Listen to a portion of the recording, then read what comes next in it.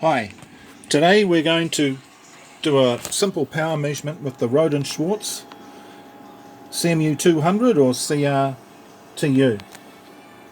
The first thing we've done on the Rohde Schwarz is reset it. Now that procedure is shown in another video, so if you haven't seen that, flip over to that to see how to reset the Rohde Schwarz.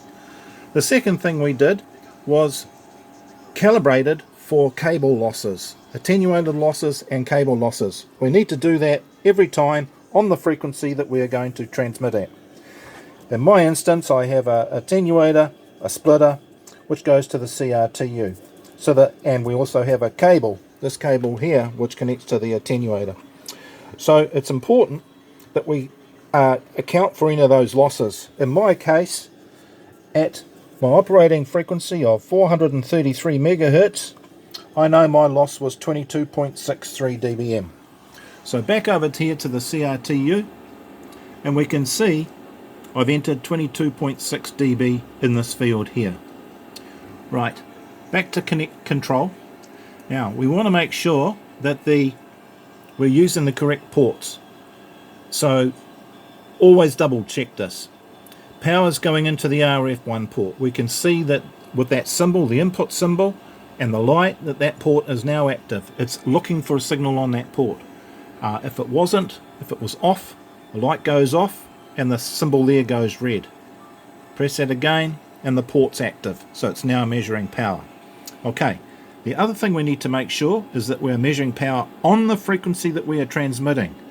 So we're set for 433 megahertz. Finally, we need to check the bandwidth. This transceiver won't be any wider, transmit won't be any wider than 5 kilohertz. I'm on FM mode at the moment. 5 kilohertz here, so we've set it to 5 kilohertz. By default that will be around 50 kilohertz, so you need to wind that back down to 5. Okay, so we're all set to go. We know that the bandwidth is correct, we know that the frequency is correct. So now it's just a matter of keying the microphone. Okay, so we have 36.9,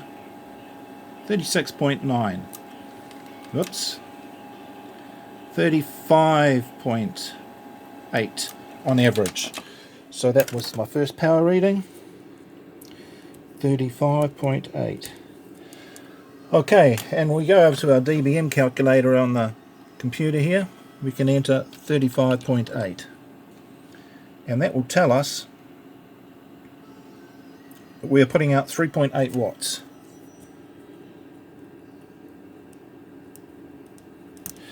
Now, on the transceiver, we'll select a power level down and repeat our test. And we're putting out 33.18. We'll call it 33.18. 33.18. Again, what we might do is just go finish all our tests. Next power level down, 29.06.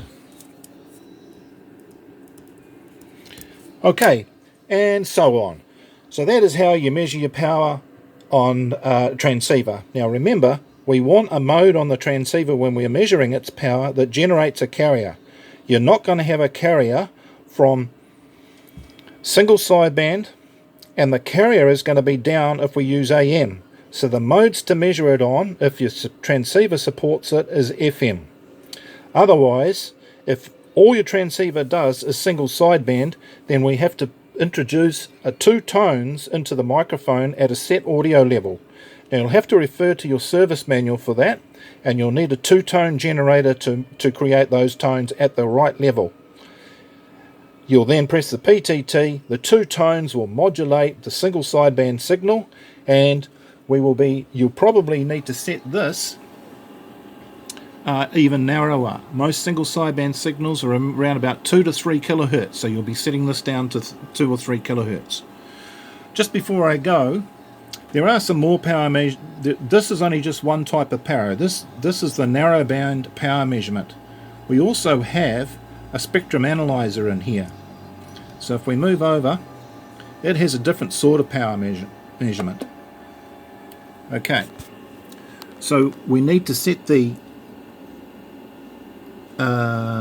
spectrum, we need to set the analyzer settings, the center, just to make sure we set at 433,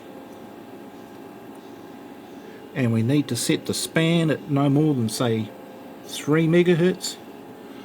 Okay, so we can see it's showing there the span. Okay, the start and stop automatically updates.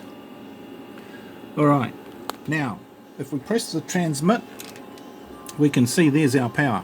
Now if I talk into it and modulate, oh, we won't see that because it's too wide. If we set the bandwidth to the span to 100 kilohertz,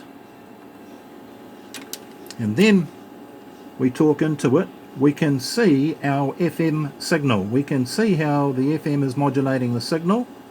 With no FM, that's all we're getting, just the carrier. We can use a marker, and we can transmit, and we can tell the marker to go to the peak. There it is, and it's showing 29 point something dBm. And our last reading on power 3 was 29.06. That's the second sort of power meter, and the final power meter is in the connect control menu. We can see wideband power. So I press the power there. Hello, testing 1 2 3. You'll see it's showing a bit slightly fraction higher, and this is normal for the wideband power meter. And this is the only place that you will see the wideband power meter. So in this instance, bandwidth doesn't matter, it just measures RF power that's coming into the analyzer. Alright, that's a quick overview of the power meters on the CMU200 or CRTU. They're both the same analyzer. Thanks for watching my video. Cheers.